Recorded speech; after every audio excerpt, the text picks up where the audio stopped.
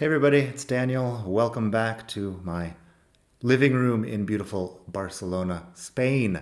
Today, I wanted to talk about a very common verb in Spanish, the verb dejar. If you have studied Spanish in high school or something, they probably gave you a list of verbs at some time. They probably told you dejar is leave. And that was about all they told you. And, I learned that, and you probably learned that, and then they made you memorize the 12 dozen conjugations of dejar, so you learned how to conjugate it. But what I found when I moved here to Spain is that, dejar could be leave, but it's also a dozen other things. There's some verbs that people use all the time to mean many different things in Spain, in Spanish, and we do the same thing in English. So it's not that strange, it's just that if you get a list of vocabulary, it's going to be very incomplete if it's just dejar, leave. So today we're going to talk about a hypothetical woman named Maria, and we're going to talk about all the things she can dejar. So, dejar. First off, all of these sentences use the same conjugation. It's in the pretérito, as they call it, and it is dejó.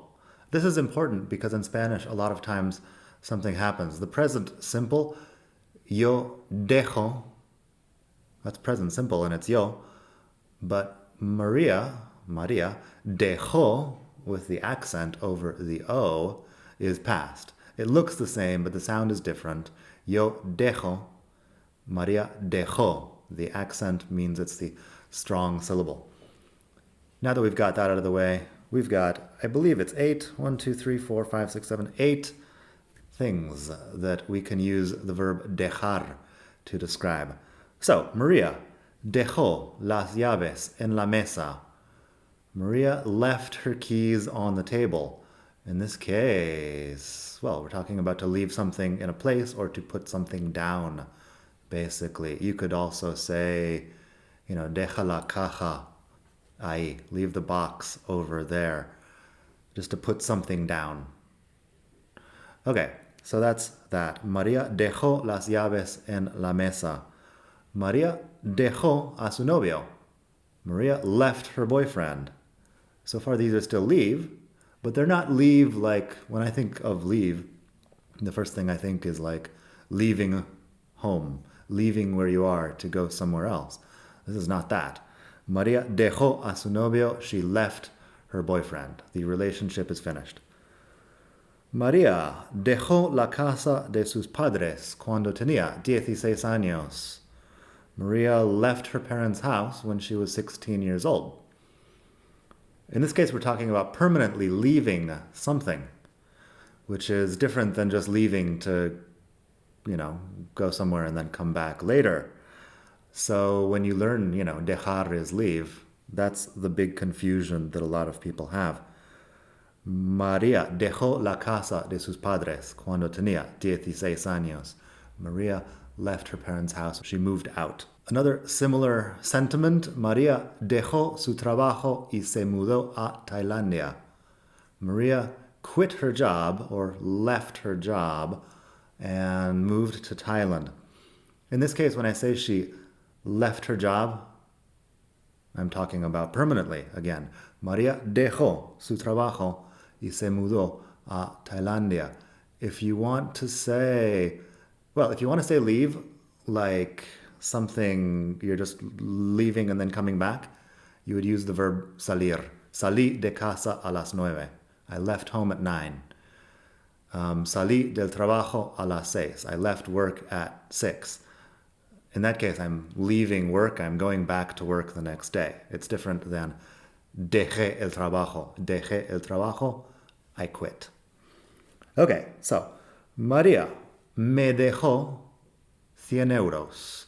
Maria lent me 100 euros. María me dejó 100 euros. In this case, we're talking about to lend somebody money. You can use dejar with an object to mean, lend somebody something. María dejó de fumar, dejar de hacer algo. is to quit doing something. You use dejar de with an infinitive, and whatever the infinitive is what you're quitting. So María dejó de fumar. María quit smoking. María dejó a sus hijos comer las galletas. Maria let her kids eat the cookies. In this case, we're talking about let someone do something in the sense of giving them permission to do something. María dejó a sus hijos comer las galletas. Finally, we have María dejó a sus hijos en el colegio. In this case, I would say Maria dropped her kids off at school. María dejó a sus hijos en el colegio. This is similar. She's leaving the kids in a place, but, not permanently. She's going to pick them up later. Dejó a sus hijos en el colegio. She dropped them off at school. So that's that. Dejar is a lot of different things. Stop doing something, quit doing something, leave something in a place, end a relationship, leave someone, quit your job, etc., etc., etc. If you look at word reference or the Diccionario de la Real Academia, well, any huge dictionary, you can find that there's probably a lot more to say about dejar that I have not said here, but that's just to get you started and to get you the idea that a one-for-one translation is a lot of times very incomplete when we're learning our verbs. Another day we will do other verbs that do this. I can think of a couple off the top of my head. Quedar and llevar are also pretty important in this sense. They have a lot of different uses. So we will do that. It will be awesome. Please subscribe to the channel, click on the little bell, etc., etc. Leave me a comment too with questions that you would like answered about Spanish, because I am here to help you with Spanish. So anything I can teach you, I'll give it my best shot. All right, have a great day. We'll talk soon from beautiful Barcelona, Spain. See you next time. Bye.